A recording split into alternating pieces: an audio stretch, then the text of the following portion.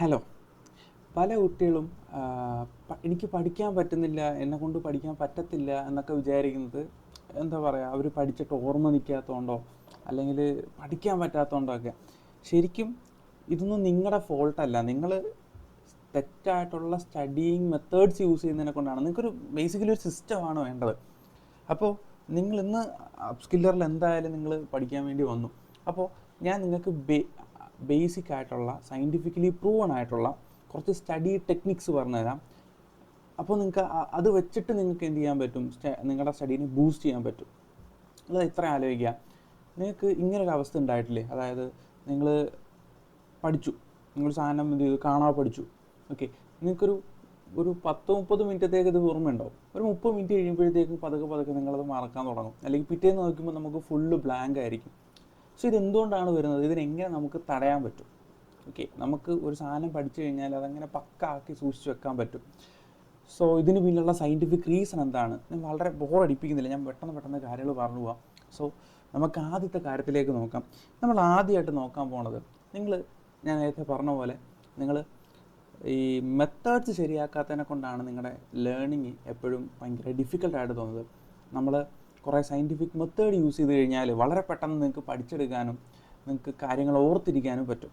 Okay, നമ്മുടെ ബ്രെയിനെ trick ചെയ്യാൻ പോവാണ്. സോ നമ്മൾ ഫസ്റ്റ് പറയാൻ പോകുന്ന മെത്തേഡാണ് റീകളക്ട് ടെക്നിക്ക്.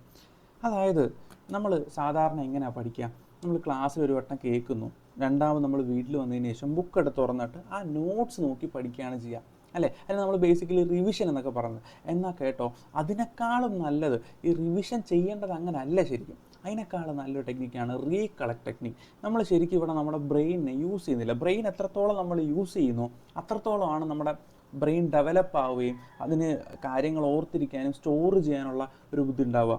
നമ്മളെ ബ്രെയിനിൽ 2 ടൈപ്പ് മെമ്മറി ഉണ്ട്: ടെമ്പററി മെമ്മറി, പെർമനൻറ്റ് മെമ്മറി. നമ്മൾ ആദ്യമായിട്ട് കേൾക്കുന്ന കാര്യങ്ങളെല്ലാം ടെമ്പററി മെമ്മറിയിലാണ് സ്റ്റോർ ചെയ്യുക. അപ്പോൾ നമ്മളൊരു കാര്യം കേട്ടിട്ട് കുറേ നേരം കഴിയുമ്പോൾ അത് മറന്നു പോകുന്നതിൻ്റെ കാരണം അത് ടെമ്പററി മെമ്മറിയിലാണ് സ്റ്റോർ ചെയ്യുക. നമ്മളിപ്പോൾ കാണുന്ന റീൽസ്, നിങ്ങൾ ഇത്ര ആലോചിക്കുക. നിങ്ങളൊരു 10-30 റീൽസ് ഇരുന്ന് തോണ്ടി, നിങ്ങളൊരു പോയിന്റ് എത്തുമ്പോഴത്തേക്കും ഞാൻ തൊട്ട് മുമ്പ് കണ്ട റീൽ എന്താണെന്നൊന്ന് ആലോചിച്ച് നോക്കിയാൽ നിങ്ങൾ ഭയങ്കര ബ്ലാങ്ക് ആയിരിക്കും. കാരണം ഇത് അത്ര ആവശ്യമില്ലാത്ത സാധനമാണെന്ന് ബ്രെയിൻ അറിയാം. അതുകൊണ്ട് തന്നെ ബ്രെയിൻ അത് വലിയ സൂക്ഷിക്കില്ല, അത് കണ്ട് അപ്പോഴേ മറക്കും. അതേമാതിരിയാണ് നമ്മൾ പഠിക്കുന്ന കാര്യങ്ങളും. നമ്മളെ ചിന്ത അങ്ങനെയാണെന്നുണ്ടെങ്കിൽ നമ്മൾ പഠിക്കുന്ന കാര്യങ്ങളും അങ്ങനെയാണ് മറന്നു പോകുക. അപ്പോൾ ഇതിന് നമുക്ക് ചെയ്യാൻ പറ്റുന്ന കാര്യം റീകളക്ട് ടെക്നിക്ക്. നമ്മൾ ആലോചിച്ച് നോക്കുക. ഞാൻ പറഞ്ഞുതരാം. സപ്പോസ് നിങ്ങളൊരു ക്ലാസ് ഇരുന്ന് കണ്ടു എന്ന് വിചാരിക്കുക. നിങ്ങളൊരു ക്ലാസ് കണ്ടതിന് ശേഷം, അല്ലെങ്കിൽ നിങ്ങൾ സ്കൂളിലോ ട്യൂഷനിലോ ഒക്കെ പോയിട്ട് ക്ലാസ് കേട്ടു, സാറെടുക്കുന്ന ക്ലാസ് നിങ്ങൾ കേട്ടു എന്ന് വിചാരിക്കുക. അപ്പോൾ നിങ്ങൾ ക്ലാസ് കേട്ടതിന് ശേഷം നേരെ വന്ന് ബുക്ക് തുറന്നിട്ട് ആ നോട്ട്സ് നോക്കി പഠിക്കുകയല്ല വേണ്ടത്. Stop that. നോട്ട്സ് നോക്കി പഠിക്കുകയല്ല വേണ്ടത്. നിങ്ങൾ ആദ്യം ചെയ്യേണ്ട കാര്യം, നിങ്ങൾ ആ നോട്ട്സ് സൈഡിലെടുത്ത് അടച്ചു വെക്കുക. എന്നിട്ട് നിങ്ങളൊരു ഫ്രഷ് ബുക്ക് എടുക്കുക, ഫ്രഷ് സ്റ്റാർട്ട് ചെയ്യുക. എന്നിട്ട് നിങ്ങൾ പഠിപ്പിച്ച കാര്യങ്ങൾ, നോട്ട്സിനകത്തുള്ള കാര്യങ്ങൾ എന്തൊക്കെയാണെന്ന് ഓർത്ത് എഴുതുക. ഭയങ്കര ബുദ്ധിമുട്ടായിരിക്കും ആദ്യം നമുക്ക് ഭയങ്കര ബുദ്ധിമുട്ടായിരിക്കും, നമുക്ക് ഓർമ്മ കിട്ടത്തില്ല, നമ്മുടെ ബ്രെയിൻ നിർത്തി പോടാന്ന് പറയും. ബട്ട് നിങ്ങൾ എഫേർട്ട് എടുക്കുക. ആദ്യത്തെ കുറച്ച് നാളെ ഈ എഫേർട്ട് ഉണ്ടാകത്തുള്ളൂ. നിങ്ങൾ ഓർക്കുക, നിങ്ങൾ മാക്സിമം ട്രൈ ചെയ്ത് റീകളക്ട് ചെയ്യാൻ വേണ്ടി ശ്രമിക്കുക. നിങ്ങൾ പഠിച്ച കാര്യങ്ങളെ, കുറച്ച് മുമ്പ് നിങ്ങൾ പഠിച്ച കാര്യങ്ങളെ റീകളക്ട് ചെയ്ത് ആ ബുക്കിനകത്തേക്ക് നോട്ട്സ് ആയിട്ട് എഴുതുക. നിങ്ങളെ കൊണ്ട് പറ്റുന്ന രീതിയിൽ എഴുതുക. അത് നിങ്ങൾക്ക് പറ്റൂലായിരിക്കും. നിങ്ങളെ കൊണ്ട് പറ്റുന്ന രീതിയിൽ എഴുതുക. നിങ്ങളെ ക്ലാസ്സിൽ പഠിപ്പിച്ച കാര്യങ്ങളെല്ലാം എഴുതി നിങ്ങൾ ഉറപ്പാക്കിയതിന് ശേഷം നിങ്ങളുടെ ബുക്ക് തുറന്ന് നോക്കുക. ബുക്ക് തുറന്നിട്ട് ഏതെങ്കിലും ഒരു സാധനം മിസ്സായിട്ടുണ്ടോ എന്ന് നോക്കുക. അങ്ങനെയാണെങ്കിൽ ആ മിസ്സായിട്ടുള്ള സാധനം ഒന്ന് വായിച്ച് നോക്കുക, പിന്നെയും ബുക്ക് അടയ്ക്കുക, പിന്നെയും നിങ്ങൾ എന്ത് ചെയ്യുക, അത് ഓർത്തെഴുതുക. അങ്ങനെ നിങ്ങൾ ചെയ്തു കഴിഞ്ഞാൽ നിങ്ങളുടെ സാധനം നിങ്ങളുടെ മെമ്മറിയിൽ ഉറയ്ക്കും. ഈ റീകളക്ട് ടെക്നിക്ക് എന്ന് പറഞ്ഞാൽ ഭയങ്കര യൂസ്ഫുൾ ആയിട്ട് ടെക്നിക്കാണ്. അത് ഞാൻ പറഞ്ഞ ഇത്രയേ ഉള്ളൂ. അതായത് നമ്മൾ ആദ്യം ചെയ്യേണ്ട കാര്യം, നമ്മളൊരു ക്ലാസ്സിന് ശേഷം, ആഫ്റ്റർ ക്ലാസ്, നമ്മളൊരു ക്ലാസ് കഴിഞ്ഞതിന് ശേഷം നമ്മൾ വന്നിട്ട് എന്ത് ചെയ്യുക, നമ്മൾ ആ ക്ലാസ്സിൽ പഠിച്ച കാര്യങ്ങളെല്ലാം റീകളക്ട് ചെയ്യുക. നമ്മൾ ആലോചിക്കുക എന്തൊക്കെയാണ് പഠിച്ചതെന്നുള്ള കാര്യം ആലോചിച്ചിട്ട് റൈറ്റ് ഇൻ എ ബുക്ക്. എന്നിട്ട് എന്ത് ചെയ്യുക, അതൊരു ബുക്കിനകത്ത് എഴുതുക. ഓക്കെ, എന്നിട്ട് എന്തെങ്കിലും മിസ്റ്റേക്കോ അല്ലെങ്കിൽ ഇന്ന സാധനം ഞാൻ പഠിച്ചായിരുന്നു പക്ഷേ എനിക്ക് ഓർമ്മ കിട്ടുന്നില്ല എന്ന് ഒത്തിരി നേരം ശ്രമിച്ചിട്ട് കിട്ടുന്നില്ല എന്നുണ്ടെങ്കിൽ നേരെ പോയിട്ട് നിങ്ങൾ അടുത്തിരിക്കുന്ന ബുക്ക് തുറന്നു നോക്കുക. എന്നിട്ട് ആ ബുക്കിനകത്തുള്ള സാധനം വായിച്ച് നോക്കുക, മനസ്സിലാക്കുക, പിന്നെ അടച്ചു വെക്കുക. പിന്നെ എന്ത് ചെയ്യുക, റൈറ്റ് ചെയ്യുക. Review and write. ഞാൻ പറഞ്ഞ കാര്യം മനസ്സിലാവുന്നുണ്ടോ? ഇങ്ങനെ നിങ്ങൾ കോൺസ്റ്റൻ്റ് ആയിട്ട് റീകളക്ട് ചെയ്യുകയാണെന്നുണ്ടെങ്കിൽ നിങ്ങളുടെ ബ്രെയിനകത്തുള്ള നമ്മളെ നെർവസ് സിസ്റ്റം ഒന്നുകൂടെ ഉണർന്ന് പ്രവർത്തിക്കുകയും നിങ്ങൾക്ക് കാര്യങ്ങൾ പെട്ടെന്ന് തലയിലേക്ക് ഇരിക്കുകയും അല്ലെങ്കിൽ കാര്യങ്ങൾ ഓർമ്മിപ്പിക്കാനുള്ള കഴിവ് കൂടുകയും ചെയ്യും. അപ്പോൾ റീകളക്ട് ചെയ്യുക എന്ന് പറയുന്നത് ഭയങ്കര ഒരു എഫക്റ്റീവായിട്ടുള്ള മെത്തേഡാണ്. എല്ലാവരും ട്രൈ ചെയ്ത് നോക്കുക. വളരെ സിമ്പിളാണ്. നിങ്ങൾക്ക് ആദ്യം ഭയങ്കര എഫേർട്ട് എടുക്കേണ്ടി വരും. പക്ഷേ നിങ്ങൾ എന്ത് ചെയ്യുക, പിന്നെയും റീകളക്ട് ചെയ്യാൻ വേണ്ടി ശ്രമിച്ചുകൊണ്ടിരിക്കുക. നിങ്ങളുടെ ബ്രെയിനിനെ കൊണ്ട് പണിയെടുപ്പിക്കുക. അങ്ങനെ പണിയെടുപ്പിച്ച് കഴിഞ്ഞാൽ ഉറപ്പായിട്ടും നിങ്ങൾക്ക് കുറച്ച് നാളിനുള്ളിൽ നല്ല റിസൾട്ട് ഉണ്ടാവും. ഓക്കെ, സോ നെക്സ്റ്റ് ടെക്നിക്ക് എന്താണെന്ന് ചോദിച്ചു കഴിഞ്ഞാൽ, നെക്സ്റ്റ് ടെക്നിക്കാണ് ചങ്കിങ് ടെക്നിക്ക്. നിങ്ങൾക്ക് വലിയൊരു എസ്സേ ഉണ്ട്, അല്ലെങ്കിൽ നിങ്ങൾക്കൊരു പാഠം മൊത്തം പഠിക്കാനുണ്ട്. അത് നിങ്ങൾ നേരെ എടുത്തിട്ട് ഇത് ക്വസ്റ്റ്യൻ ഇങ്ങനെ പഠിച്ച് പോവാണ്ട് നിങ്ങൾ ആദ്യം ചങ്ക് ചെയ്യുക. ഞാൻ നിങ്ങൾക്കൊരു എക്സാമ്പിൾ വഴി കാണിച്ചു തരാം. ഓക്കെ, ഞാൻ താഴെ കൊടുക്കാൻ പോണ നമ്പർ നിങ്ങൾ പെട്ടെന്നൊന്ന് എന്ത് ചെയ്യുക, ഒന്ന് റിമെമ്പർ ചെയ്യുക. നിങ്ങൾക്കൊരു 10 സെക്കൻഡ് ഞാൻ തരാം. നിങ്ങളിത് പെട്ടെന്ന് ഈ നമ്പർ ഒന്ന് കാണാൻ പഠിക്കാനൊന്ന് ശ്രമിച്ചു. ഓക്കെ, 1 2 3 4 5 6 7 8 9 10. മിക്കവർക്കും പറ്റുന്നുണ്ടാവില്ല. കാരണം ഇതൊരു ലോങ് നമ്പറാണ്, അല്ലെങ്കിൽ വലിയൊരു നമ്പറാണ്. ഇത് പെട്ടെന്ന് നമുക്ക് നോക്കിയിട്ടത് ബ്രെയിൻ എടുക്കുക എന്ന് പറഞ്ഞു കഴിഞ്ഞാൽ ഭയങ്കര ബുദ്ധിമുട്ടാണ്. നിങ്ങൾ മനസ്സിലാക്കുക, ബ്രെയിനിന് എപ്പോഴും ഇഷ്ടം പാറ്റേൺസ് ആണ്. ബ്രെയിനിന് എപ്പോഴും ഇഷ്ടം ചെറിയ ചങ്ക്സ് ഓഫ് ഡാറ്റയാണ്. അപ്പോൾ നമ്മൾ ചെയ്യേണ്ട കാര്യം, നമുക്ക് വലിയൊരു കാര്യം പഠിക്കാനുണ്ടെങ്കിൽ ആദ്യം അതിനെ ചങ്ക് ചെയ്യാം. ഫോർ എക്സാമ്പിൾ, ഞാൻ ഈ ഒരു നമ്പറിനെ 3 സ്പ്ലിറ്റ് ചെയ്യാൻ പോവാണ്, 4 വെച്ചുള്ള 1 2 1 5 2 2 2 2 1 5 1 5. അപ്പോൾ നിങ്ങൾ ഒന്ന് ആലോചിക്കുക നിങ്ങൾക്ക് നിങ്ങളുടെ ബ്രെയിനിൽ ഇനി നിങ്ങളത് കാണാൻ പറഞ്ഞു. ഓക്കെ, 1 2 1 5 2 2 2 2 1 5 1 5. സിമ്പിൾ. ഞാൻ പറഞ്ഞ മനസ്സിലാവുന്നുണ്ടോ? നേരെ ഒരു സാധനം എഴുതിയിരിക്കുന്നതിലും നമ്മുടെ ബ്രെയിൻ എപ്പോഴും ചങ്ക്സ് ഓഫ് ഡാറ്റേനെ കണക്ട് ചെയ്യാൻ വേണ്ടി ഇഷ്ടപ്പെടുന്ന ആളാണ്. 1 2 1 5 2 2 2 2 1 5 1 5. അതിനകത്ത് എന്തെങ്കിലും ബ്രെയിൻ ഒരു പാറ്റേൺ കണ്ടുപിടിക്കും. ഞാൻ പറഞ്ഞ കാര്യം ക്ലിയർ ആവുന്നുണ്ടോ? അപ്പോൾ എപ്പോഴും നമ്മളൊരു ഓരോ കാര്യം പഠിക്കുമ്പോഴതിനകത്ത് ഒരു പാറ്റേൺ കണ്ടെത്താൻ വേണ്ടി ശ്രമിക്കുക, അതിനെ ചങ്ക് ചെയ്യാൻ വേണ്ടി ശ്രമിക്കുക. ഇനി ഇത് നമ്മളെങ്ങനെ നമ്മുടെ സബ്ജക്റ്റ് ലേണിങ്ങിൽ ഇത് നമ്മളെങ്ങനെ യൂസ് ചെയ്യും? എങ്ങനെ നമുക്ക് ഈ ചങ്കിങ് ടെക്നിക്ക് സബ്ജക്റ്റ് ലേണിങ്ങിൽ യൂസ് ചെയ്യാൻ പറ്റും? വളരെ സിമ്പിളാണ്. നമ്മൾ ചെയ്യേണ്ട കാര്യം, നമ്മളൊരു കാര്യം പഠിക്കാനിരിക്കുന്നതിന് മുന്നേ, നമ്മൾ ആദ്യം ചെയ്യേണ്ട കാര്യം, നിങ്ങൾ അതേ റീകളക്ട് ഒക്കെ ചെയ്തു, നിങ്ങൾ പഠിക്കാതിരിക്കുമെന്ന് വിചാരിക്കുക. അപ്പോൾ പഠിക്കാതിരിക്കുമ്പോൾ നമ്മൾ ആദ്യം ചെയ്യേണ്ട കാര്യം, നമ്മൾ ആദ്യം ആ ബുക്ക് എടുത്തിട്ട് അതിലൂടെ ജസ്റ്റ് ഒന്ന് എല്ലാം ഒന്ന് കണ്ണോടിക്കുക. എന്നിട്ട് അതിൻ്റെ ഒരു മെറ്റാ ഡാറ്റ ഉണ്ടാക്കുക. മെറ്റാ ഡാറ്റ എന്ന് പറഞ്ഞു കഴിഞ്ഞാൽ, നമ്മളൊരു ചാപ്റ്റർ എടുത്തു. ഇപ്പോൾ സപ്പോസ് ഞാൻ പറയുന്നത് നോമൻക്ലേച്ചർ എന്ന് പറഞ്ഞൊരു chapter, nomenclature of organic compound എന്ന് പറഞ്ഞാൽ 10ാം ക്ലാസ്സിലൊരു ചാപ്റ്ററാണ്. അപ്പോൾ ഈ നോമൻക്ലേച്ചർ എന്ന് പറയുന്ന ചാപ്റ്റർ എടുത്തതിന് ശേഷം നമ്മൾ എന്ത് ചെയ്യുക, അതിനകത്ത് നോക്കുക എന്തൊക്കെ പഠിക്കാനുണ്ട്. നമ്മൾ ആദ്യം അതിനെ ചങ്ക് ചെയ്യുക. ഫസ്റ്റ് നമുക്ക് പഠിക്കാനുള്ളത് നോമൻക്ലേച്ചർ ഓഫ് ബ്യൂട്ടൈൻ, അല്ലെങ്കിൽ നോമൻക്ലേച്ചർ ഓഫ് ആൽക്കെയിൻ പഠിക്കാനുണ്ട്. അത് കഴിഞ്ഞ് നോമൻക്ലേച്ചർ ഓഫ് ഇന്ന സാധനം പഠിക്കണം. അങ്ങനെ ടോപ്പിക് വൈസായിട്ട് നമ്മൾ എന്ത് ചെയ്യുക, ചങ്ക് ചെയ്യുക.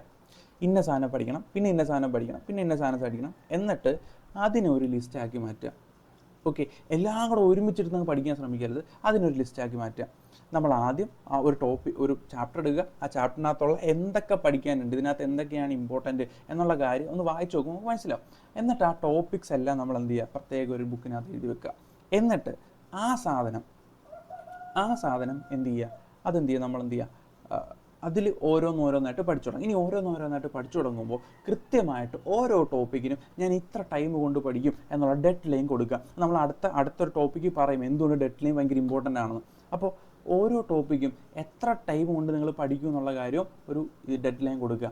എന്നിട്ട് നിങ്ങൾ എന്ത് ചെയ്യുക, പഠിച്ചു തുടങ്ങുക. നിങ്ങൾക്ക് സുഖമായിട്ട് പഠിക്കാൻ പറ്റും. ഇനി നിങ്ങൾക്ക് വലിയൊരു എസ്സേ പഠിക്കണം, വലിയൊരു അപ്രിസിയേഷൻ, നിങ്ങൾ ഇംഗ്ലീഷിലേക്ക് അപ്രിസിയേഷൻ പഠിക്കാനുണ്ടാവും. അപ്രിസിയേഷൻ പഠിക്കണമെന്നുണ്ടെങ്കിൽ നിങ്ങൾ ആദ്യം അപ്രിസിയേഷൻ ജസ്റ്റ് ഒന്ന് വായിക്കുക. എന്നിട്ട് ആ ഓരോ സെൻറ്റൻസ് വായിച്ചിട്ടും അതിനകത്തൊരു കീവേഡ് എടുക്കുക. ആ കീവേഡ് ചങ്ക് ചെയ്ത് നിങ്ങൾ എന്ത് ചെയ്യുക, എഴുതി വെക്കുക. അപ്പോൾ എന്നിട്ട് ആ കീവേഡ് വെച്ചിട്ട് ആ സെൻറ്റൻസ് ഓർക്കാൻ വേണ്ടി ശ്രമിക്കുക. എന്നിട്ട് അടുത്ത സെൻറ്റൻസിലെ കീവേഡ്, അല്ലെങ്കിൽ ഒരു പാരഗ്രാഫിൻ്റെ കീവേഡ്, ഇങ്ങനെ കീവേഡ്സ് എഴുതി വെച്ചതിന് ശേഷം നിങ്ങൾ എന്ത് ചെയ്യുക, ഒന്നുകൂടെ അത് വായിക്കുക. ഇങ്ങനെ വായിച്ച് വരുമ്പോൾ ഇനി ആ കീവേഡ് നോക്കിയിട്ട് ആ സെൻറ്റൻസ് പൂരിപ്പിക്കാൻ വേണ്ടി ശ്രമിക്കുക. ഞാൻ പറഞ്ഞ മനസ്സിലാവുന്നുണ്ടോ? ഇപ്പോൾ വലിയൊരു 2 പേജ് ഒരു പേജുള്ള അപ്രിസിയേഷൻ ഉണ്ടെന്ന് വിചാരിക്കുക. ആ അപ്രിസിയേഷനിൽ നിങ്ങൾ ആദ്യം പഠിച്ചു തുടങ്ങുമ്പോഴത്തേക്കും നിങ്ങൾ ആദ്യം എല്ലാം ഒന്ന് വായിക്കുക. എന്നിട്ട് അതിൻ്റെ ഒരു മെയിൻ ഐഡിയ ഉണ്ടല്ലോ, ഇപ്പോൾ സപ്പോസ് സീകളുടെ കഥയാണെന്നുണ്ടെങ്കിൽ, ഇപ്പോൾ സീകളുടെ കഥ ഉണ്ടോ എന്ന് എനിക്ക് അറിയണം. സീകളുടെ കഥയാണെന്നുണ്ടെങ്കിൽ സീകൾ ആദ്യം എഡ്ജിൽ പോയി നിൽക്കുന്നു. എഡ്ജിൽ പോയപ്പോൾ അതിന് പറക്കാൻ പറ്റുന്നില്ല. പറക്കാൻ പറ്റാത്തതിനെ കൊണ്ട് എൻ്റെ അച്ഛനും അമ്മയും അവനെ എപ്പോഴും കുറ്റപ്പെടുത്തുന്നു. ആ ഒരു സ്റ്റോറി ലൈൻ ഉണ്ടല്ലോ, അത് ചെറിയ വേർഡ്സ് ആക്കി നിങ്ങൾ എന്ത് ചെയ്യുക, കണക്ട് ചെയ്യുക. ആ ഒരു അപ്രിസിയേഷനകത്തുള്ള സ്റ്റോറി ലൈൻ നിങ്ങൾ എന്ത് ചെയ്യുക, കണക്ട് ചെയ്യുക. എന്നിട്ട് ആ ഒരു സാധനം നോക്കിയതിന് ശേഷം ആ സെൻറ്റൻസ് മൊത്തം പൂരിപ്പിക്കാൻ വേണ്ടി ശ്രമിക്കുക. ഇനി അത് പറ്റുന്നില്ല എന്നുണ്ടെങ്കിൽ ആ ഒരു സെൻറ്റൻസിനകത്തുള്ള ഏതെങ്കിലും ഒരു കീവേഡ് എടുക്കുക, ആ കീവേഡ് എടുത്ത് എഴുതി വെക്കുക. ഓക്കെ, എന്നിട്ട് ആ കീവേഡ് നോക്കിയിട്ട് സെൻറ്റൻസ് വായിക്കുക. അങ്ങനെ 2-3 വായിക്കുമ്പോഴത്തേക്ക് ആ കീവേഡ് കാണുമ്പോൾ നമുക്ക് ആ സെൻറ്റൻസ് ഓർമ്മ വരും. എന്നിങ്ങനെ ഓരോ സെൻറ്റൻസും അങ്ങനെ പഠിച്ച് കണക്ട് ചെയ്യുക. അതാകുമ്പോഴത്തേക്കും ചെറിയ ചെറിയ വേർഡ്സ് വെച്ചിട്ട് നമുക്ക് ആ ഹോൾ അപ്രിസിയേഷൻ തന്നെ എന്ത് ചെയ്യാൻ പറ്റും, പഠിച്ചെടുക്കാൻ പറ്റും. അപ്പോൾ ഇതാണ് ചങ്കിങ് ടെക്നിക്ക് എന്ന് പറയുന്നത്. ഭയങ്കര എഫക്റ്റീവ് ആയിട്ടുള്ള ടെക്നിക്കാണ്, ട്രൈ ചെയ്ത് നോക്കുക. ഇനി അടുത്തായിട്ട് പറയാൻ പോണത് നിങ്ങളുടെ അറ്റൻഷൻ സ്പാനിൻ്റെ കാര്യമാണ്. വളരെ ഇമ്പോർട്ടൻ്റ് ആയിട്ടുള്ള കാര്യമാണ്. നിങ്ങൾ ഇപ്പോൾ ഈ ഒരു സോഷ്യൽ മീഡിയ യുഗത്തിലൊക്കെ ജീവിക്കുന്നതിനെ കൊണ്ട് തന്നെ നിങ്ങളുടെ അറ്റൻഷൻ സ്പാൻ ഭയങ്കരമായിട്ട് കുറഞ്ഞിട്ടുണ്ട്. അത് നമുക്ക് ക്ലാസ്സിലൊക്കെ കാണാൻ സാധിക്കും. അപ്പോൾ ഇതിപ്പോൾ നിങ്ങളെ രീതിക്ക് അനുസരിച്ച് കസ്റ്റമൈസ് ചെയ്യാം. ഞാനിപ്പോൾ എൻ്റെ ഒരു രീതിക്കാണ് പറയുന്നത്. ഇപ്പോൾ സപ്പോസ് നിങ്ങൾ ദിവസം ഒരു 30 മിനിറ്റ് പഠിക്കാനിരിക്കുകയെന്ന് വിചാരിക്കുക. അങ്ങനെയാണെന്നുണ്ടെങ്കിൽ ഡയറക്റ്റ് ബുക്ക് എടുത്ത് തുറന്നിട്ട് 30 മിനിറ്റ് പഠിക്കരുത്, നിങ്ങളെ കൊണ്ട് പറ്റത്തില്ല. 30 മിനിറ്റ് സ്ട്രൈറ്റ് നിങ്ങൾ എന്തെങ്കിലുമൊക്കെ ഡിസ്ട്രാക്റ്റ് ആയിട്ട് അങ്ങോട്ടോ ഇങ്ങോട്ടൊക്കെ പോകും. അപ്പോൾ നിങ്ങൾ ചെയ്യേണ്ട കാര്യം, നിങ്ങളതിനെ ചെറിയ ചെറിയ പീസസ് ആയിട്ട് മുറിക്കുക. സപ്പോസ് ഇപ്പോൾ ഞാൻ എൻ്റെ ഒരു കൺവീനിയൻസിനാണ് പറയുന്നത്, ഞാനിതിനെ 3 സ്റ്റഡി സെഷനായിട്ട് മുറിക്കാൻ പോവാണ്. ഞാൻ ആദ്യം 10 മിനിറ്റുള്ളൊരു സ്റ്റഡി സെഷൻ എടുക്കുന്നു. ഈ 10 മിനിറ്റുള്ള സ്റ്റഡി സെഷൻ എടുത്തതിന് ശേഷം ഈ 10 മിനിറ്റ് ഞാൻ എന്ത് ചെയ്യുന്നു, നിങ്ങൾക്ക് ഒരു മണിക്കൂർ ഞാൻ ഒന്നിലോട്ട് തിരിയാതെ ഡിസ്ട്രാക്റ്റ് ആവാൻ ഇരിക്കുമെന്ന് വിചാരിച്ചു കഴിഞ്ഞാൽ നിങ്ങളെ കൊണ്ട് പറ്റത്തില്ല.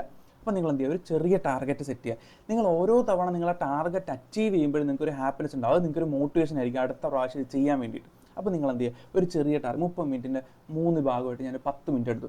നിങ്ങളെ രീതിക്ക് അനുസരിച്ച് കസ്റ്റമൈസ് ചെയ്യുക. പക്ഷേ നിങ്ങൾ അതിൽ കള്ളത്തരം കാണിക്കരുത്. ഓക്കെ, ഞാൻ 10 മിനിറ്റ് എടുത്തു. 10 മിനിറ്റ് ഞാൻ പഠിച്ചതിന് ശേഷം ഞാൻ 10 മിനിറ്റ് പഠിച്ചു കഴിഞ്ഞാൽ എനിക്ക് റിവാർഡ് കൊടുക്കും. ഞാൻ 2 മിനിറ്റ് ബ്രേക്ക് എടുക്കും. കൂടുതലാവരുത്, 2 മിനിറ്റ് ബ്രേക്ക് എടുക്കും. 10 മിനിറ്റ് പഠിച്ചതിന് ശേഷം ഞാൻ എന്ത് ചെയ്യുന്നു, 2 മിനിറ്റ് ബ്രേക്ക് എടുക്കുന്നു. ഈ 2 മിനിറ്റ് ഒരിക്കലും നിങ്ങളുടെ ഫോണിൽ പോയി തോണ്ടരുത്, ഒരിക്കലും നിങ്ങൾ പോയി മ്യൂസിക് കേൾക്കരുത്, നിങ്ങൾ ഡൊപ്പാമിനെ സ്റ്റിമുലേറ്റ് ചെയ്യുന്ന ഒന്നും ചെയ്യരുത്. ജസ്റ്റ് നിങ്ങൾ എന്ത് ചെയ്യുക, ജസ്റ്റ് ഒന്ന് നടക്കുക, ഒന്ന് റിലാക്സ് ചെയ്യുക, ആരത്തേലൊക്കെ ഒന്ന് പോയി സംസാരിക്കുക. ചാറ്റ് ചെയ്യാൻ നല്ല പറഞ്ഞാൽ ആരത്തേലും പോയി സംസാരിക്കുക, ജസ്റ്റ് റൂമിൽ അങ്ങോട്ടും ഇങ്ങോട്ടൊക്കെ ഒന്ന് ജസ്റ്റ് നടക്കുക, വെളിയിലൊക്കെ ഒന്ന് പോയി കാറ്റൊക്കെ കൊള്ളുക. എന്നിട്ട് 2 മിനിറ്റ് കഴിയുമ്പോൾ പിന്നെയും തിരിച്ചു വരിക. ഓക്കെ, ഈ 2 മിനിറ്റിൽ നിങ്ങൾ ഡോപ്പാമിൻ റിലീസ് ചെയ്യുന്ന വേറെ എന്തെങ്കിലും ആക്ടിവിറ്റീസ് നടത്തി കഴിഞ്ഞാൽ നിങ്ങൾ ആ പഠിക്കാനുള്ള ഇൻട്രസ്റ്റ് കംപ്ലീറ്റ് പോകും. അതുകൊണ്ട് 2 മിനിറ്റ് നിങ്ങൾ എന്ത് ചെയ്യുക, ജസ്റ്റ് ഒന്ന് നടക്കുക, വെള്ളമൊക്കെ കുടിക്കുക, തിരിച്ചു വരിക. അതിനുശേഷം പിന്നെ ഒരു 10 മിനിറ്റ് എന്ത് ചെയ്യുക, നിങ്ങൾ ഫോക്കസ്ഡ് ആയിട്ട് ഇരുന്നിട്ട് റിവൈസ് ചെയ്യുക, പഠിക്കുക, റീകോൾ ചെയ്യുക. എന്നിട്ട് പിന്നെ ഒരു 2 മിനിറ്റ് ബ്രേക്ക് എടുക്കുക, പിന്നെ ഒരു 10 മിനിറ്റ് പഠിക്കുക, 2 മിനിറ്റ് ബ്രേക്ക് എടുക്കുക. ഇങ്ങനെ വന്നു കഴിഞ്ഞാൽ നിങ്ങൾക്ക് ഭയങ്കര എഫക്റ്റീവായിരിക്കും ഇത് നമ്മൾ പൊമറാഡോ ടെക്നിക്ക് എന്ന് പറയാം. പൊമറാഡോ ടെക്നിക്കിനകത്ത് 30 മിനിറ്റ് പഠിക്കുന്നു, 5 മിനിറ്റ് ബ്രേക്ക് എടുക്കും, 30 മിനിറ്റ് പഠിക്കുന്നു, 5 മിനിറ്റ് ബ്രേക്ക് എടുക്കും. ഇതാണ് സംഭവം. ഇപ്പം ഞാൻ നിങ്ങൾക്ക് വേണ്ടി ഒരു ചെറിയ സെഷനാക്കി തന്നേ ഉള്ളൂ. നിങ്ങളെ രീതിക്ക് അനുസരിച്ച് എന്ത് ചെയ്യുക, കസ്റ്റമൈസ് ചെയ്യുക. അപ്പോൾ എന്തായാലും ഉറപ്പായിട്ടും നിങ്ങൾ എന്ത് ചെയ്യുക, ഈ ഒരു കാര്യം നോട്ടീസ് ചെയ്യുക. നിങ്ങൾ പഠിക്കുന്നതിൻ്റെ ഇടയിൽ ഒരിക്കലും നിങ്ങളുടെ ഫോണോ കാര്യങ്ങളോ ഒന്നും നിങ്ങൾ അടുത്ത് വെക്കരുത്. അതേപോലെ നിങ്ങൾ ഡിസ്ട്രാക്റ്റ് ആവുന്ന ഒരു കാര്യങ്ങളും തൊട്ടടുത്തൊന്നും ചെയ്യരുത്. ഇനി നമ്മൾ നോക്കാൻ പോണത് ദ ഫോർഗെറ്റിംഗ് കർവ്. ഇതാണ് നിങ്ങൾ ഇത്രയും നേരം ആലോചിച്ചു, അല്ലെങ്കിൽ ഞാൻ ഇത്ര നേരം പറഞ്ഞുകൊണ്ടിരുന്നതിൻ്റെ മെയിൻ കാര്യം. അതായത് ദ ഫോർഗെറ്റിംഗ് കർവ് എന്ന് പറഞ്ഞു കഴിഞ്ഞാൽ, നിങ്ങളൊരു കാര്യം പഠിച്ചു കഴിഞ്ഞാൽ, ഒരു കാര്യം നിങ്ങൾ ക്ലാസ്സിൽ പുതുതായിട്ട് കേട്ടു, പുതുതായിട്ട് പഠിച്ചു. അങ്ങനെ പഠിച്ചു കഴിഞ്ഞാൽ നിങ്ങൾ ശ്രദ്ധിക്കുക, നിങ്ങൾ പഠിക്കുമ്പോൾ നിങ്ങളുടെ 100% നിങ്ങളുടെ തലയിലുണ്ടാവും ഡേ 1. നിങ്ങൾ ഡേ 1 കഴിയും തോറും, ആദ്യ ദിവസം കഴിയും തോറും നിങ്ങളുടെ തലയിലുള്ള ആ ഒരു കണ്ടൻറ്റ് കുറഞ്ഞു വരും. അത് നിങ്ങൾ ഒരു 7ാമത്തെ ദിവസം, ഒരാഴ്ച കഴിയുമ്പോഴത്തേക്ക് അത് ഭയങ്കര ഡൈലൂട്ടായിട്ട് നിങ്ങൾക്ക് ഒരു മെറ്റാ ഡാറ്റ ഓർമ്മ ഉണ്ടാകത്തുള്ളൂ. കൂടുതൽ കാര്യങ്ങളൊന്നുമില്ല, ചെറിയ എന്തോ ഒരു സാധനം മാത്രമേ ഓർമ്മ ഉണ്ടാകത്തുള്ളൂ. അപ്പോൾ എല്ലാ മനുഷ്യരും ഇത് തന്നെയാണ്. ഒരു കാര്യം നമ്മൾ പുതുതായിട്ട് പഠിച്ചു കഴിഞ്ഞാൽ അത് ആദ്യത്തെ ദിവസം നമ്മൾ ഭയങ്കര പീക്കിലായിരിക്കും. പിന്നെ തൊട്ട് പതുക്കെ അത് എന്ത് ചെയ്യും, കുറഞ്ഞു വരും. നമ്മുടെ ആ നോളജ് പതുക്കെ നമ്മൾ മറന്നു പോകും. സോ ഇതിനെ എങ്ങനെ നമുക്ക് ഓവർകം ചെയ്യാം, നമുക്ക് മറക്കാതെ, ഈ സാധനം മറക്കാതെ എങ്ങനെ നമുക്ക് ഓവർകം ചെയ്യാം, ഈ ഫോർഗെറ്റിംഗ് കവറിനെ നമുക്ക് സയൻറ്റിഫിക്കലി എങ്ങനെ ഓവർകം ചെയ്യാം. ഇതാണ് നിങ്ങൾ ഇന്ന് പഠിച്ചു എനിക്ക് നാളെ ഓർമ്മയില്ല എന്ന് പറഞ്ഞതിൻ്റെ മെയിൻ കാര്യം. ഇതിനെ ഓവർകം ചെയ്യാൻ വേണ്ടിയിട്ട് നമ്മൾ യൂസ് ചെയ്യുന്ന ടെക്നിക്കാണ് ഇത്. എന്താ പരിപാടി എന്ന് പറഞ്ഞു കഴിഞ്ഞാൽ, ആദ്യത്തെ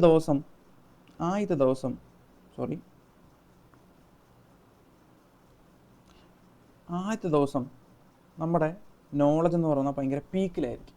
ഓക്കെ, എന്നിട്ട് കുറച്ച് കഴിയുമ്പോഴത്തേക്ക് നമ്മൾ എന്ത് ചെയ്യണം, 1ാം ദിവസം കഴിയുമ്പോൾ എന്ത് ചെയ്യും, മറന്നു തുടങ്ങും. അപ്പോൾ 1ാമത്തെ ദിവസത്തിൻ്റെ അവസാനം നിങ്ങൾ ഒന്നും കൂടെ ഒന്ന് റീകോൾ ചെയ്യുക, അല്ലെങ്കിൽ റിവിഷൻ ചെയ്യുക, ഒന്നുകൂടെ അത് റിപ്പീറ്റ് ചെയ്യുക.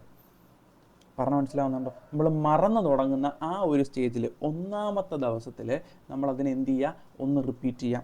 അങ്ങനെ റിപ്പീറ്റ് ചെയ്യുക അല്ലെങ്കിൽ ഒന്ന് റിവിഷൻ ചെയ്ത് കഴിഞ്ഞാൽ, ഒന്ന് വായിച്ച് നോക്കിക്കഴിഞ്ഞാൽ നമുക്ക് എന്ത് പറ്റും, നമ്മുടെ നോളജ് പിന്നെയും എന്ത് ചെയ്യും, പീക്കിലെത്തും. അപ്പോൾ നമ്മൾ ഓൾറെഡി മറന്നുകൊണ്ടിരിക്കുമായിരുന്നു, അതിനെ നമ്മൾ പിന്നെയും ലോഡ് ചെയ്ത് പിന്നെയും പീക്കിലേക്ക് എത്തിച്ചു. പറഞ്ഞ മനസ്സിലായോ? അപ്പോൾ നമുക്ക് 2 പ്രാവശ്യം നമ്മളിപ്പോൾ എന്ത് ചെയ്തു, റിവിഷൻ. ആദ്യം നമ്മളൊന്ന് ക്ലാസ്സിൽ കേട്ടു, രണ്ടാമത്തെ പ്രാവശ്യം നമുക്കൊന്ന് റിവിഷൻ ചെയ്തു. ഇതിന് വേണ്ടി നിങ്ങൾക്ക് മാക്സിമം എടുക്കാൻ പറ്റുന്ന ടൈം 30 മിനിറ്റ്സ് ആണ്. നിങ്ങളൊരു 30 മിനിറ്റ് എടുത്ത്, അരമണിക്കൂർ എടുത്ത് പഠിപ്പിച്ച കാര്യങ്ങളെല്ലാം ഒന്നുകൂടെ ജസ്റ്റ് എല്ലാം ഒന്ന് വായിച്ച് നോക്കി ആക്റ്റീവായിട്ടൊന്ന് റീകോൾ ചെയ്ത് നോക്കിക്കഴിഞ്ഞാൽ നിങ്ങളുടെ തലയിൽ ആ സാധനം ഇരിക്കും. ഓക്കെ, ഇനിയും ഇപ്പോൾ 2ാമത്തെ ദിവസം നമ്മൾ ചെയ്തു, ഇനി അത് കഴിഞ്ഞിട്ട് ഇതിപ്പോൾ ഒന്നാമത്തെ ദിവസത്തിലാണ് നമ്മൾ റിവിഷൻ ചെയ്തത്, അത് കഴിഞ്ഞിട്ട് ഒരു 2 ദിവസം കൂടെ കഴിഞ്ഞതിന് ശേഷം, അതായത് 3ാമത്തെ ദിവസം നിങ്ങൾ പിന്നെയും ഈ സാധനം ഇങ്ങനെ മറന്നു തുടങ്ങും. അപ്പം 3ാമത്തെ ദിവസം നമ്മൾ മറന്നു തുടങ്ങുമ്പോൾ 3ാം ദിവസം നമ്മൾ ഒന്നുകൂടെ ഒന്ന് ബൂസ്റ്റപ്പ് ചെയ്യണം. നമ്മൾ ഈ സാധനം ഒരു 10 മിനിറ്റ് എടുത്തതിന്, നമ്മളെ സ്റ്റഡി സെഷനിൽ നിന്ന് ഒരു 10 മിനിറ്റ് മാറ്റി വെച്ചിട്ട് നമ്മൾ നേരത്തെ പഠിച്ച കാര്യം ജസ്റ്റ് ഒന്ന് വായിച്ച് നോക്കുക. ഓക്കെ, 10 മിനിറ്റ് എടുത്ത് ജസ്റ്റ് എന്ത് ചെയ്യുക, വായിച്ച് നോക്കുക.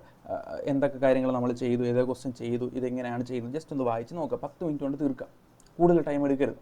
ഓക്കെ, അപ്പോൾ നമ്മൾ ഒന്നുകൂടെ നമ്മുടെ ആ മറന്നു പൊയ്ക്കൊണ്ടിരുന്ന സാധനത്തിന് ഒന്നുകൂടെ നമ്മൾ എന്ത് ചെയ്തു, ബൂസ്റ്റപ്പ് ചെയ്തു. ഇനി ഇത് അടുത്ത പ്രാവശ്യം നമ്മൾ മറക്കാൻ തുടങ്ങുന്നത് 7ാമത്തെ ദിവസത്തിലായിരിക്കും, ഒരാഴ്ച കഴിയുമ്പോൾ. ഈ ഒരാഴ്ച കഴിഞ്ഞിട്ട് നമ്മളൊരു 5 മിനിറ്റ് എടുത്ത് പിന്നെ എന്ത് ചെയ്യുക, ഇതിനെ ഒന്ന് വായിച്ചു നോക്കുക. 5 മിനിറ്റ് കൊണ്ട് എങ്ങനെ പഠിക്കുക, പെട്ടെന്നൊന്ന് എല്ലാം ഒന്ന് വായിച്ചു നോക്കുക. ഇന്നത് ഞാൻ പഠിച്ചിട്ടുണ്ട്, ഇന്ന് പഠിച്ചിട്ടുണ്ട്, ഈ സാധനം ഇന്നതാണ്, ഈ സാധനത്തിൽ ഇങ്ങനെയാണ് ചെയ്യുക, ഇതിങ്ങനെ വന്നാൽ ഇങ്ങനെ ചെയ്യണം എന്നുള്ള കാര്യം പെട്ടെന്ന് എന്ത് ചെയ്യുക, വായിച്ച് നോക്കുക. അതിനുശേഷം പിന്നെയും നമ്മൾ അടുത്ത ആഴ്ചയിലാണ് ഒരു 2 മിനിറ്റ് എടുത്തിട്ട് നമ്മളതിന് എന്ത് ചെയ്യണം, ഒന്നുകൂടെ ഒന്ന് റീകോൾ ചെയ്യണം. 2 മിനിറ്റ് വളരെ പെട്ടെന്നൊന്ന് ജസ്റ്റ് ഒന്ന് നിങ്ങളിതിനെ ആദ്യം നിങ്ങൾ ഇത് വായിച്ചതിന് ശേഷം ഒരു ഷോർട്ട് നോട്ട് ഉണ്ടാക്കി വയ്ക്കുക. പിന്നീട് ആ ഷോർട്ട് നോട്ട് വായിച്ചാലും മതി. ഓക്കെ, ജസ്റ്റ് ഇതൊക്കെ ഉണ്ട് എന്നുള്ള കാര്യം ജസ്റ്റ് ഒന്ന് എന്ത് ചെയ്യുക, റിവൈൻഡ് ചെയ്യുക. പിന്നെ നിങ്ങൾ പിന്നെ റിവൈസ് ചെയ്യുമ്പോഴത്തേക്കും പിന്നെ നിങ്ങൾ അതിനെ റിവേഴ്സ് ചെയ്യേണ്ട ആവശ്യം ഉണ്ടാവത്തില്ല. അത് നിങ്ങൾക്ക് എന്ത് ചെയ്യും, സ്റ്റേബിളായിട്ട് ഒരുപാട് നാൾ നിങ്ങളുടെ തലയിൽ നിൽക്കും. അപ്പോൾ ഒരു 4 തവണ റിപ്പീറ്റേഷൻ, 4 തവണ റിവൈസിങ് വളരെ ഇമ്പോർട്ടൻ്റ് ആണ്. ഇതിങ്ങനെ കൃത്യമായിട്ടുള്ള ടൈം ഇൻ്റർവെല്ലിൽ നമ്മൾ റിപ്പീറ്റ് ചെയ്ത് കഴിഞ്ഞാൽ ഈ സാധനം ഒരിക്കലും തലേന്ന് പോകത്തില്ല. എന്തുകൊണ്ട് നിങ്ങളുടെ തലേന്ന് നിങ്ങൾ പഠിച്ചത് മറന്നു പോകുമെന്ന് ചോദിച്ചു കഴിഞ്ഞാൽ നിങ്ങളത് കൃത്യമായിട്ട് റിവൈസ് ചെയ്യാത്തതിനെ കൊണ്ടാണ്. കൃത്യമായിട്ടുള്ള ടൈമിൽ, കൃത്യമായിട്ടുള്ള സ്പേസ്ഡ് റിപ്പീറ്റേഷൻ ഇല്ലാത്തത് കൊണ്ടാണ് നിങ്ങൾ മറന്നു പോകുന്നത്. അപ്പോൾ നിങ്ങൾ ശ്രദ്ധിക്കുക, നിങ്ങൾ കൃത്യമായിട്ട് നിങ്ങളുടെ ഷെഡ്യൂളിനകത്ത് ഈ സ്പേസ്ഡ് റിപ്പീറ്റേഷൻ കൊണ്ടുവരാൻ വേണ്ടി ശ്രമിക്കുക. അങ്ങനെയാണെന്നുണ്ടെങ്കിൽ നിങ്ങൾക്ക് പെട്ടെന്ന് എന്ത് ചെയ്യാൻ പറ്റും, ഇത് മറക്കാതെ നിങ്ങൾക്ക് പഠിക്കാൻ പറ്റും. ഓക്കെ, സോ ഇതാണ് നമ്മൾ നേരത്തെ പറഞ്ഞ കാര്യം. ഓക്കെ, സോ വളരെ ഇമ്പോർട്ടൻ്റ് ആണ് നിങ്ങൾ ഒരു ഹാബിറ്റ് ബിൽഡ് ചെയ്യാം. എപ്പോഴും ഒരു ഹാബിറ്റ് നിങ്ങളെ നേരെ ചൊവ്വയിരുന്ന് പഠിക്കാൻ വേണ്ടി ഹെൽപ്പ് ചെയ്യും. നിങ്ങളൊരു ടൈം ഫിക്സ് ചെയ്യുക. നിങ്ങളൊരു ടൈം ബ്ലോക്കിംഗ് എന്നതിന് പറയാം. നമ്മളൊരു സപ്പോസ് 8 മണി തൊട്ട് 8:30 വരെ അത് നിങ്ങൾ സ്ഥിരമായിട്ട് പഠിക്കാൻ വേണ്ടി മാത്രം എടുക്കുക. ടൈം ബ്ലോക്ക് ചെയ്യുക. അങ്ങനെ ടൈം ബ്ലോക്ക് ചെയ്ത് കഴിഞ്ഞാൽ നമുക്കൊരു 21 ദിവസം നിങ്ങൾ കൃത്യമായിട്ട് എഫേർട്ട് എടുത്ത് 8 തൊട്ട് വേറെ ഒരു പണിക്ക് ഞാൻ പോവില്ല, 8 തൊട്ട് 8:30 വരെ പഠിക്കും എന്നുള്ള രീതിയിൽ എഫേർട്ട് എടുത്തു കഴിഞ്ഞാൽ നിങ്ങൾ ആ കൃത്യസമയത്ത് 21 ദിവസം വരെ നിങ്ങളത് ഫോളോ ചെയ്ത് കഴിഞ്ഞാൽ 21 ദിവസം കഴിയുമ്പോൾ നിങ്ങൾ ഓട്ടോമാറ്റിക്കലി നിങ്ങളുടെ ഹാബിറ്റായിട്ട് മാറും. നിങ്ങളത് ഓട്ടോമാറ്റിക്കലി ചെയ്യാൻ വേണ്ടി തുടങ്ങും. അതുകൊണ്ട് തന്നെ നിങ്ങൾ എപ്പോഴും ഒരു ഹാബിറ്റ് ബിൽഡ് ചെയ്യാൻ നോക്കുക. അതേപോലെ തന്നെ നിങ്ങൾ ഓരോ സ്റ്റഡി സെഷനും ഒരു ഡെഡ് ലൈൻ വെക്കുക. ഞാൻ ഇത്ര ടൈമിനുള്ളിൽ തീർക്കും എന്നുള്ള കാര്യം വളരെ കൃത്യമായിട്ട് നിങ്ങൾ ഡെഡ് ലൈൻ ചെയ്യുക.